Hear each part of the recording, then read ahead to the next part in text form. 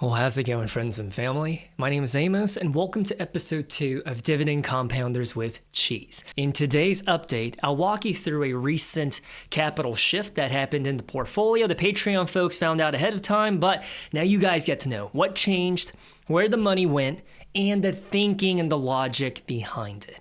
And in the second half of the video, I'll be going over why dividends are quite possibly the worst thing ever to exist, according to Fire Reddit users, and my responses to their claims. The financial independence, retire early community drives me up a wall. I agree with them on the principles, but the way they do it, the execution, dude, I'm on the opposite end of the spectrum. So if that sounds good with you, let's go ahead and get into it. Before we start talking about the positions that I sold out of and bought into, let's talk about the performance of the portfolio itself, right? So since 2019, I have beaten the market every single year. When I say the market, I'm referring to the S&P 500. For me, that's the benchmark and that's the standard that I'm trying to beat because CAGR is the name of the game for me. I'm 35. And as you can see on your screen right now, since January of 2022, I have pretty much beat the market every single year, quarter after quarter. My performance, the portfolio is blue. The S&P 500 is orange. So in the exact same time period, this portfolio's performance is 68% total return. The S&P 500 is 45%. And I'm going to tell you this right now, this does not happen by accident. I actively reallocate capital whenever the opportunity arises. And I have to because I only have a limited amount of capital. So as much as I hate to, I move in and out of positions in order to maximize my CAGR. Between you and me, if I had a better W-2 paycheck pouring in every 2 weeks, I would be more hands-off. But YouTube and I, we make about $400 a month. It is what it is, but we're not doing half bad. And as it stands right now, the portfolio's dividend yield is 2.1%. Kind of wish it was a little bit higher, but it makes sense given my age bracket and my goal. And this number all the way to the left is inaccurate. The portfolio's valuation of equities is $54,000, but I do have some gunpowder in the reserve that I'm using right now strategically to dollar cost average. And as we jump over to the healthcare sector right here, one of my core holdings, Zoetis, they just reported their earnings. They're a pharmaceutical that's in the business of making medicine and vaccines for pets, dogs, and livestock. Personally, I do not go near the pharmaceutical or biotech sector because it's literally a casino with their drug pipelines, the massive amounts of R&D, and it's just a sector that I have way too much personal experience with to know that I do not want to invest into it. I think it's a wonderful place to work for. Easy 40 hours a week. Not that much stress except when the clinical trials hit stage 4. That's neither here or there. So with Zoetis, they're seeing a dip in their numbers with pet owners buying less medicine for their dogs and cats here in the US. But internationally, their numbers went up by 8%. So it's a mixed bag in terms of what's happening right now. However, I'm not ready to sell out of them just yet. I think there's more room to the upside. I think by the time you watch this video, they might be somewhere around 128, 130 a share. I think they could reach $200 a share once the debacle surrounding one of their vaccines is behind them. Because I think right now there's a lot of allegations that it causes a whole bunch of side effects. And that's just another risk that I just don't think is worth it to buy and hold a pharmaceutical forever. All of the freaking lawsuits and the side effects from their pills and their products, dude, it's just so much of a headache. Like, you don't know if it's going to tumble by 50% in 2 weeks or if it's going to go to the moon. And that's why I say the pharmaceutical and biotech space is a casino. However, with that said, on the topic of selling, let's talk about company number 1 that I sold entirely out of, and that's going to be Target. Ticker symbol TGT. Year to date, dude, they've been crushing it. And if we just zoom back 3 months ago, which is when I bought into them, they are up 31.8%. The fundamentals do not match the performance of their stock. Because if you jump on over and take a look at what's happening through their P&L, dude, their revenue, their gross sales, their top line has been decreasing for the past 2 years since fiscal year 2024. It's a company that is shrinking in terms of the amount of money that they are generating. And it does not get any better if you take into account their earnings per share, which is their profitability per share. 2022, $14 per share, right? Now it's $8.25. It's trending all in the wrong wrong direction. And yet, you wouldn't know, because in the past 3 months, 31.8%. So when I bought into Target, the intention was never a buy and hold forever. It was rather to buy the dip, because I thought it was excessive. And at the time, their trading multiple was like a 4. I was like, wait, hold on. Pump the brakes. Target. PE ratio of a 4. At that point, especially with their dividend profile, I think their dividend yield was like, 5.7, 5.8%. I was like, I think it's worth the risk. I'll buy into them. It'll be a proxy as a bond. And when they have their rebound rally that I thought would take up to 2 to 3 years, I'll sell out of them. That rebound rally occurred almost instantly. The next week, they started rebounding. So after it's all said and done, I walked away with 35% gains with Target. I'm pretty happy with that. I think at $115, I would never buy into them at their current valuation. I just did an intrinsic value analysis on Target, and I think their fair value per share is $110. So as they hit 115, I had to walk away. And besides, I do not trust the current leadership and their turnaround story. I have zero faith in the company. If you are invested into them, I don't blame you. I think 5 to 10 years from now, Target will be relevant again and they'll be exceeding expectations. But as of right now, this turnaround story is just not for me. I'm happy with the 35%. Now, the second company that I sold entirely out of, by the way, when I sell stuff, I don't just sell or trim 10%, 20%. I go all in. And that's something that manifests in all areas of my life. When I pursue something or when I put my mind to a goal, I don't just dip one toe into the water. Dude, I take everything off and I just go skinny dipping. I go all in.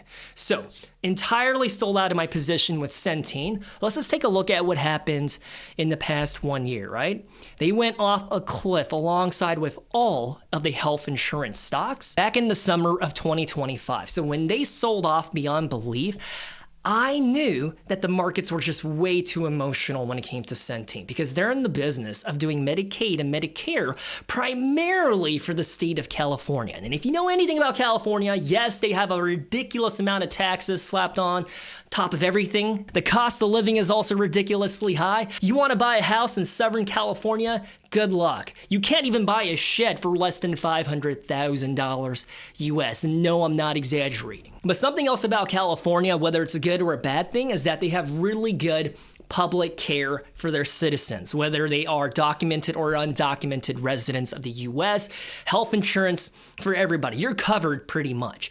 Knowing that, I was like, dude, Centene's books, they should be fine, especially in comparison to some of the other health insurance stocks that operate in other states and whatnot. California as being their biggest money driver, I was like, I'm going to buy the dip. And I'm going to sell once they have a rebound. Again, just like Target, it was never a buy and hold for me. So I walked away with 29% gains. At one point, I was in the green by almost 50% with them when they reached a price of about like $48, $49, but they did go back on a little dip because their earnings that they reported a few weeks ago, it wasn't so promising. And that's when I decided to just jump ship. I was like, whatever, 29%, good enough for me. Now, the next business that I exited entirely, I'm sentimental because I bought into PepsiCo, ticker symbol PEP, I think back in like 2020, 2021, and I just started dollar cost averaging throughout the years. And my original investing thesis, they were a buy and hold because to me, food is a Maslow's hierarchy of needs, primary pillar on the bottom, right? Any business, product, or service that's in the business of serving and fulfilling your physiological needs, it's a buy and hold forever in theory. However, with the current party in power and the war on processed food, and almost the entirety of their free cash flow being allocated to dividends. Check this out, right? Annual dividend payout is $5.69. Jump on over to their cash flow statement. Watch.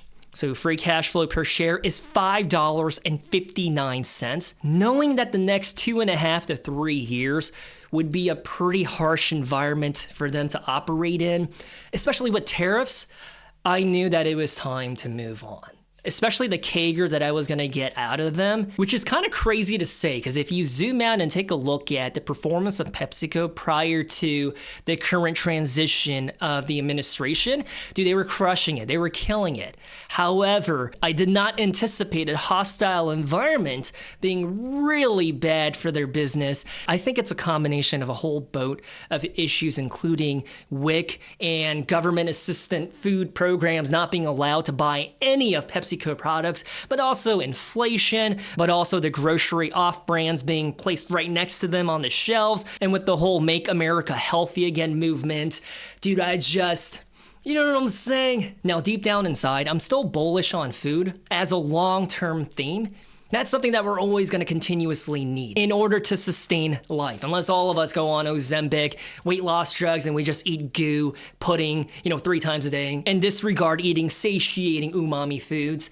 I don't see that ever happening. So even though I'm still bullish on food, what has changed is how I want my capital exposure when it comes to food. I think I'm less interested in the CPG, packaged food manufacturers. Instead, I'm more bullish and positive about the restaurant operators. Now, I'm going to stop myself before I go on a long tangent because I wrote a very, very detailed and long research thesis on the landscape of food. Stocks up on the Patreon if anyone is interested.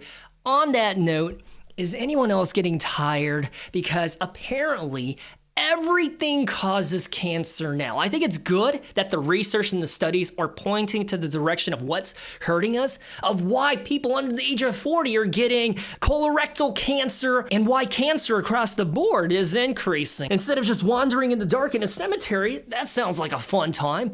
At least now we know. And one of the primary drivers, culprits, it's the food that we are eating, such as meat, such as potato chips, sausages, pepperonis, and for crying out loud, even kimchi. Dude, I'm exhausted. I know it's not good for me, but at this point, I'm just going to enjoy my meal, and I'm just going to continue eating the deli meats and everything else. Whatever happens. Now, obviously, that's hyperbole because I do have a young daughter. She's 4 months old. I'm not going to be reckless and try to not be there for my daughter as she turns 18 or walk her down the aisle. So I'm going to try to take care of myself. In moderation, though, I am still going to eat these foods that are classified as like type 1 carcinogens. Kind of sucks, but yeah. So all that to say, after selling these positions, it freed up capital for me to move into businesses I believe are high quality and undervalued at the time being, and to help me reach my $800,000 goal faster. Remember, I gotta sell and move capital around in order to maximize the CAGR. And as I talked about in my SaaS tier ranking video that seems to be gaining some traction, dude, I have not seen a video on this channel get more than 10,000 views in a really long time. I'm not even gonna lie to you, dude, I was so happy to see that. When you put your hard work into something and someone turns around and gives you a nice tap on the butt saying, "Good job, pal, here's 16,000 views." Dude, sign me up. My nipples were so sweaty. I was like, oh, finally, the drought has ended. We have left the desert. And anyways, bringing myself back down to earth, I'm not buying anything in the tier 4. Yes, I do think some of them are better positioned to thrive and survive the vibe coding thread, but a majority of the tier 4, you know what I'm saying? Especially knowing that the tier 1 and tier 2 are also getting sold off. I don't know, that's just the way that my brain is set up. So instead, I'm putting my money where my nipple is, and I'm buying the infrastructure that I believe is supporting the entire tech economy. So that includes doubling down on my Amazon position. And more importantly, I opened up a new position into Microsoft. Now, I'm not a stranger to Microsoft. This is a company that I have bought into and sold out of multiple times in the past 7 years. And I actually think the fear around vibe coding disrupting Microsoft's business model, dude, I don't know about you, but I think it's an early birthday present. Because when high quality businesses get hit by a narrative-driven panic, sign me up. Like, I'll be the first one to walk through that door, no matter who's on the other side. Even if it's a fat slob sumo wrestler who hasn't brushed his teeth in 3 weeks, I would give him a hug. Cause how dare you give me the opportunity to buy into Microsoft knowing full well, according to my math, this is a $600 a share company, to be $389? Dude, and that's why I had to sell out of Pepsi. Goodbye, Centene. Goodbye, Target. Thank you for your service, because I'm rolling that right into Microsoft. Dude, if you can't tell, to me, I think Microsoft's an undervalued, durable business model that is not only resilient to AI, but you've also got Azure, you've got Copilot, you've got gaming through Xbox and Minecraft and Blizzard, and very serious investment in quantum computing, which, from my understanding, in the next 10 to 20 years, that's an absolute game changer.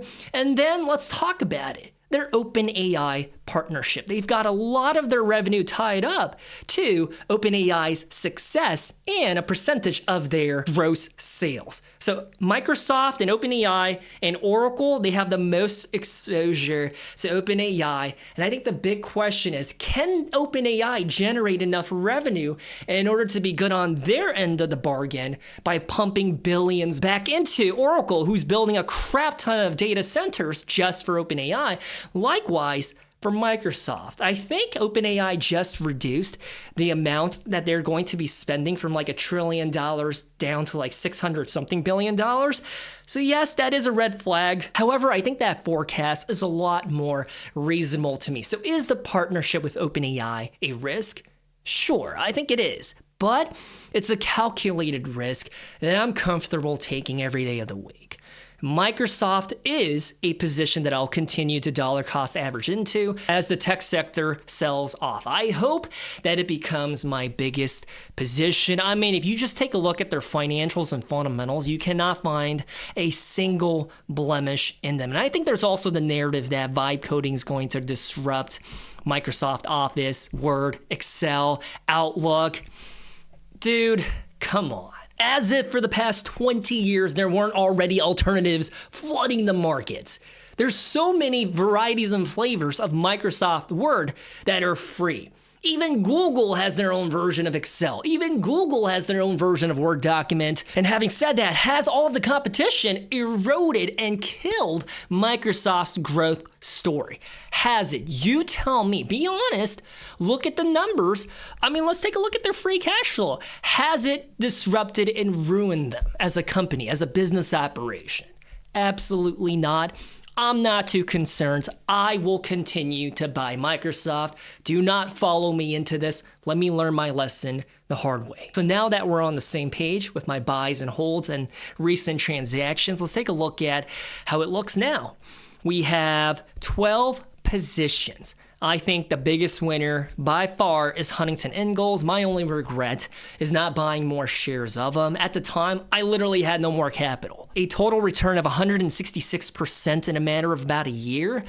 So freaking excited about them. My other regret is not buying more shares of Lockheed Martin as well.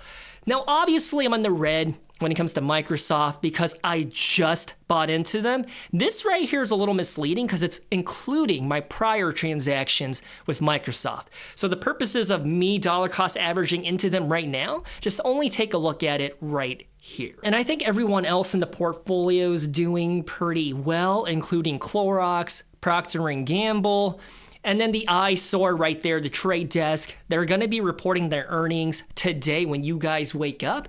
So I might just offload my bags if their guidance, if what they say is catastrophic and it is diabolical and there's no turnaround story. However, if things go well, I'll be a happy camper. If things go south, I don't mind selling at a loss to deploy that capital right back into Microsoft and Amazon. That might be the game plan. I don't know. And now let's talk about dividends being a racist, a neighbor that's vacuuming their floors while you're living in an apartment building at 2 a.m. in the morning and you're trying to sleep because you got to get up for work at 7 a.m. How dividends are disgusting. So over on the Financial Independence Retire Early subreddit, it has come to my attention how much they despise and hate dividends. As a matter of fact, it permeates on over to other social media realms as well. That shared hatred is on Twitter. It's also on Instagram and even in the YouTube comments section. Are dividends really that bad?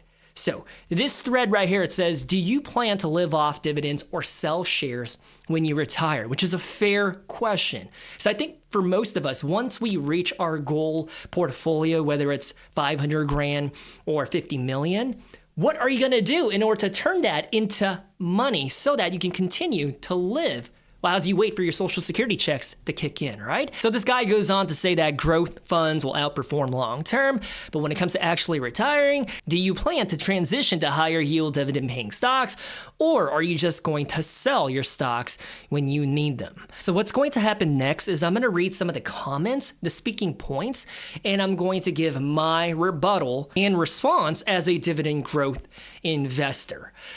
The crazy thing about Reddit is that even on the dividends subreddit, they don't like dividends. They see it as a tax drag. They see it as a burden, which boggles my mind. Because the whole purpose of a dividends subreddit is because you love dividends, but I guess that's just not the case right now. And I think the reason being is that in the FIRE community, what's mainstream the philosophy is the Boglehead mindset, which is index investing into just 3 or 4 funds, a little bit of allocation towards bonds, and to disregard or to view dividends as kind of like a nuisance. So I understand why. Like if that's all you've been hearing and that's what people are preaching, that's probably what you take to heart. So let me try to give you my perspective. The first one that I want to talk about is this one from this user. He's like, hey, I sell shares and would prefer to avoid dividend. Though I unfortunately cannot eliminate them entirely in my taxable account, dividends results in slightly higher taxes and higher adjusted gross income than selling shares. For me, the tax difference is not huge, but it's certainly a difference in terms of adjusted gross income. Dividends count towards, okay, so he cares about the adjusted gross income because he wants to qualify for the Affordable Care Act healthcare insurance. So let me just break it down and answer what he's saying. Number one, qualified dividends and long-term capital gains are taxed exactly the same, 0, 15, 20%. So when you think that dividends are taxed at an unfavorable rate, dude, it's a simple Google search. It is not, unless you're invested into a REIT or a BDC, or you're getting a dividend payout from a stock that you've only held for like a month or two. Then, of course, it's going to be taxed at your ordinary tax bracket. But for people that are invested into, I don't know, Procter & Gamble for the past like 10 years, the dividends that Procter & Gamble pay out to you is going to be taxed at a pretty low rate. And besides, selling shares, it works until you have to sell in a bear market. Now, I would argue since 2010, most of you have only seen a bull market. You don't know what it's like to see your stocks hit red day after day for months on end. The stock market does not always go into the green and onto a rainbow-filled pasture with unicorns pooping gold everywhere. That's just not the case. The market goes through cycles, just like the housing market. It goes through boom and bust cycles. So what I'm trying to say is, can you imagine having to sell shares of your VU or SPY at a 20 or 30% loss because you need to pay your bills? So for practical purposes, imagine that your retirement portfolio is $1 million. You're like, yes, I can finally achieve FIRE. Put in my 2 weeks notice, and then you're walking around the workplace telling all of your coworkers to shove a pineapple right up their booty hole because you don't even care anymore if HR asks you to come into their office because you have FU money. You don't care. Then, once you tap out and you walk away, imagine 3 weeks down the road, the market goes into a recession, and your portfolio goes from $1 million down to 700,000, literally in a matter of weeks. Are you going to continue your game plan of selling shares to fund your retirement?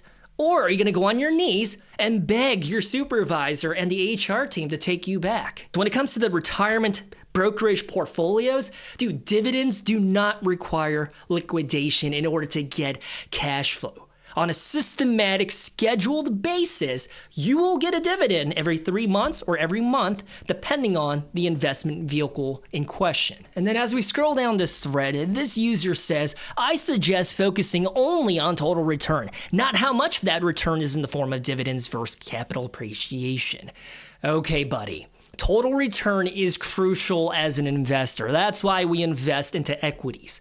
Okay? However, believe it or not, dividends are a part of that recipe. Dividends can be the make or break when it comes down to the CAGR, the compound annual growth rate. Case in point, check this out. May I introduce to you Main Street Capital, probably the best pound for pound BDC out there. They're in the business of lending money to middle market businesses that otherwise don't want to work with a bank. And by legal formality, their business structure, they have to pay out at least 90% of their profits out as dividends in order to get preferential tax treatment. So their dividend yield is really high at 7.5%. You would imagine because of the dividends, it's inefficient and they would lag behind the S&P 500. But that's just not the case. In the exact same time period from 2010 to 2026, right now, present tense, the CAGR for Main Street Capital is 17.5% year over year.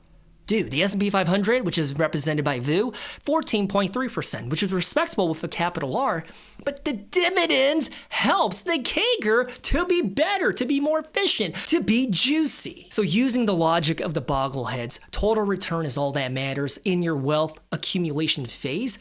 Well, guess what? The dividends are probably the most crucial ingredient of that recipe, that formula for success. The dividends help push through to get cash flow even during a downturn or a bear market. To completely disregard dividends and only treat it as a tax drag, dude, you're missing the point. And then let's tackle this one. Back in the old days of full-service brokerages, it would cost you $105 to sell a couple shares of a stock. So most people preferred dividend income since it didn't cost anything.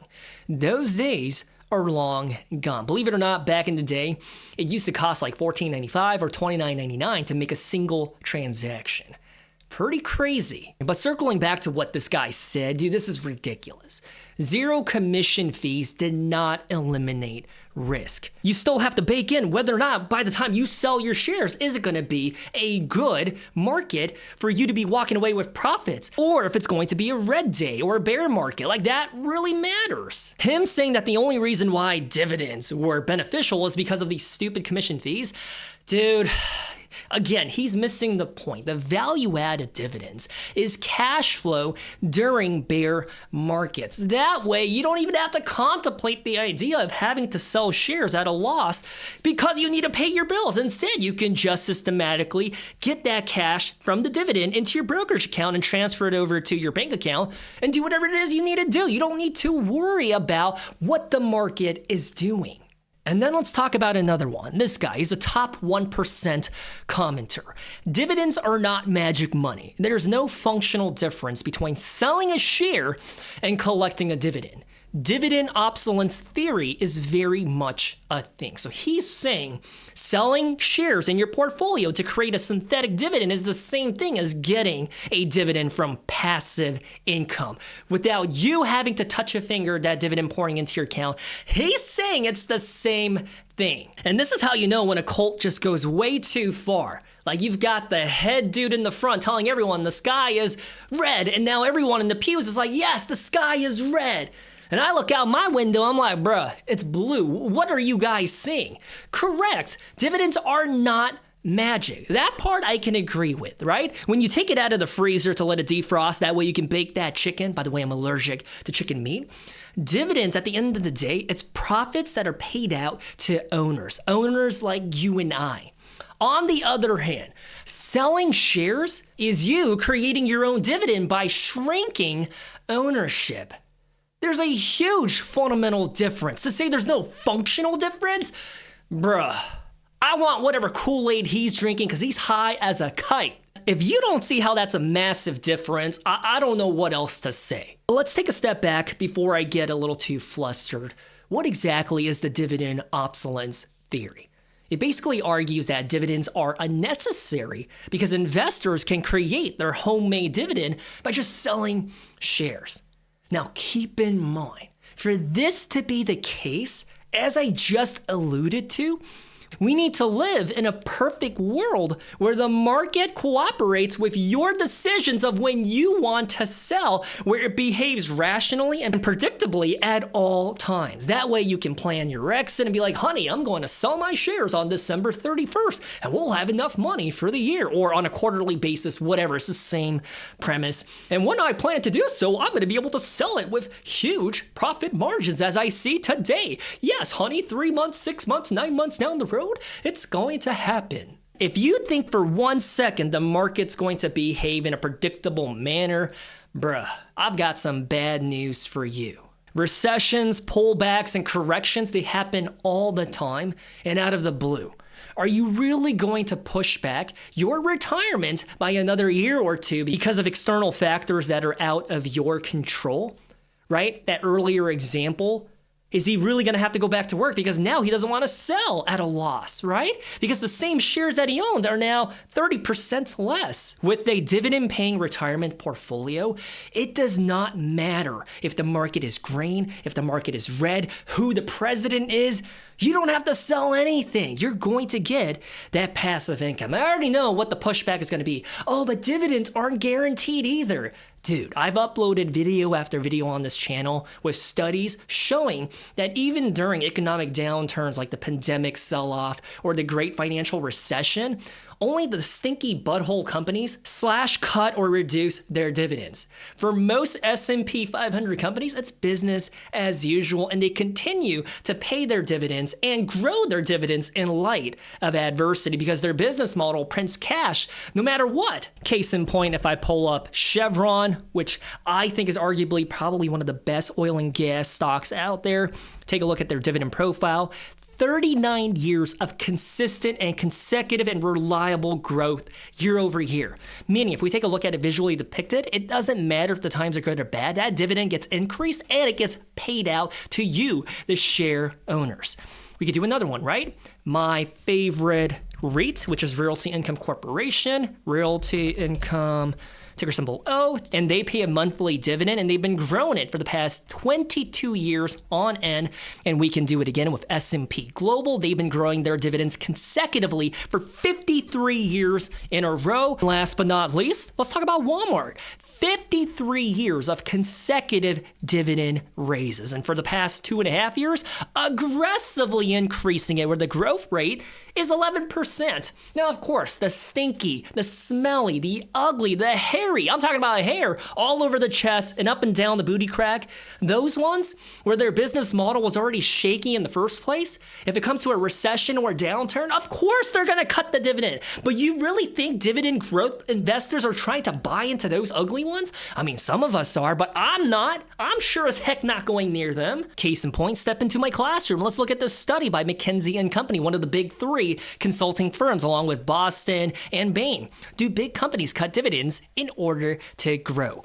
Large, stable corporations almost never cut dividends as a strategic choice. And if you take a look at their research from 1994 to 2021, out of 1,225 companies, 873 maintained or increased their dividend payouts, whereas 352 cut their dividends. Those odds are pretty good as long as you're not invested into a volatile, shaky, or ugly business operation. In fact, on an annual basis, any dividend cut by a large public company is unusual. In a typical year, fewer than 2% of the 1,225 companies reduced dividends at all.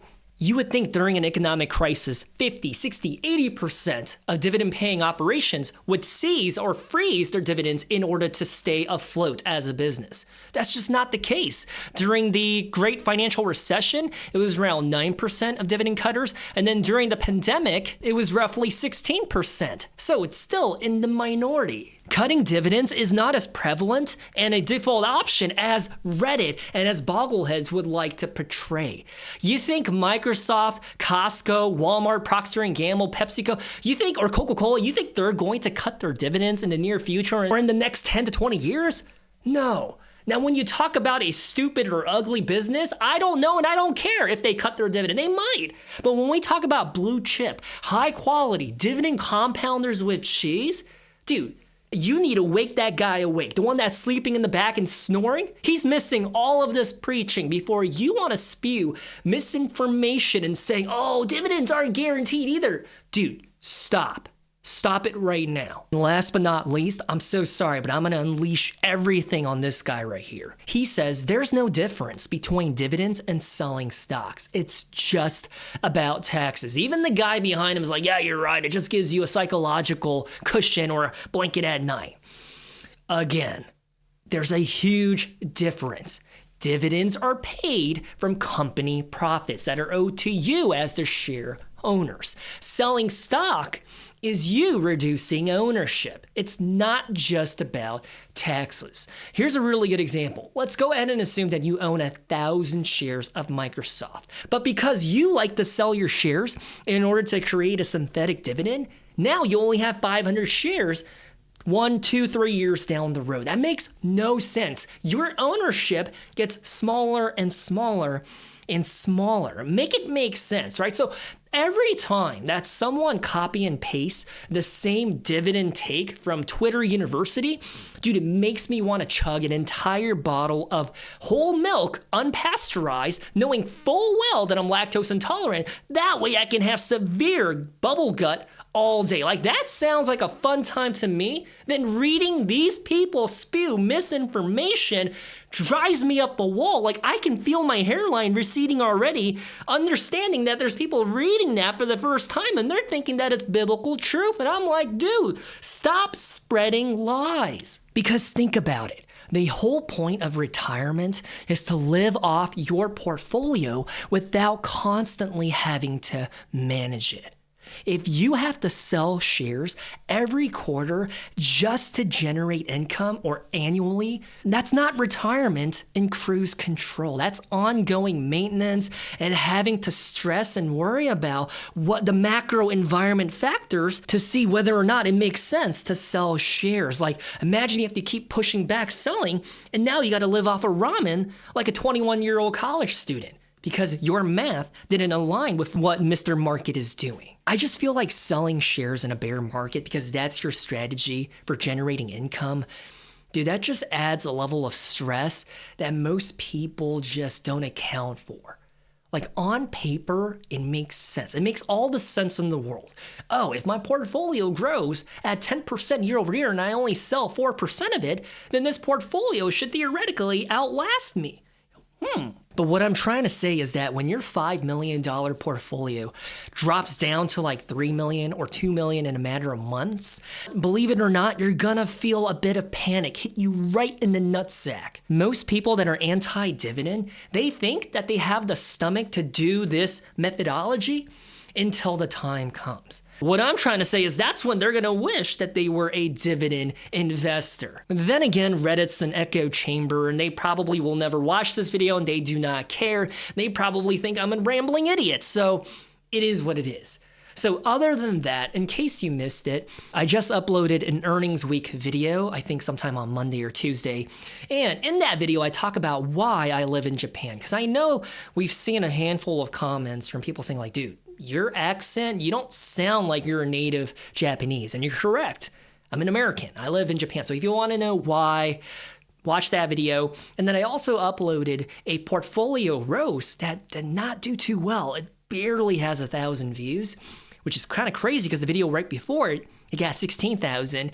And in that video, I share a photo from my bodybuilding days. I know right now I have a pencil neck and I'm kind of skinny, but dude, back in the day, I used to be jacked. And coming up later on in the week, I'm currently working on a portfolio roast that leans bullish on international equities. And between you and me, I think that's going to be an interesting watch because, as y'all know, I lean toward American stocks. I feel very bullish about America, but doing the analysis for that portfolio roast, it has me questioning my conviction in a very good way. So I think there's going to be a lot of lessons to be learned in that one. And yeah, changing gears a bit, I've been reading books. I've been pounding books at night, every night before I go to sleep. I think it's one of the best ways to just decompress, to de-stress. I know some of y'all, you do some nasty stuff, questionable stuff at night. You ought to repent. For me, I just like to read for like 15 minutes and I just doze off. So if y'all got any book recommendations, please send them my way. I'm always open to reading another book. Having said that, if you made it to this point in the video, I really appreciate y'all for hanging out with me and listening to me just ramble. I love y'all. Stay safe, good luck in the stock market, and I'll talk to you really soon. See ya.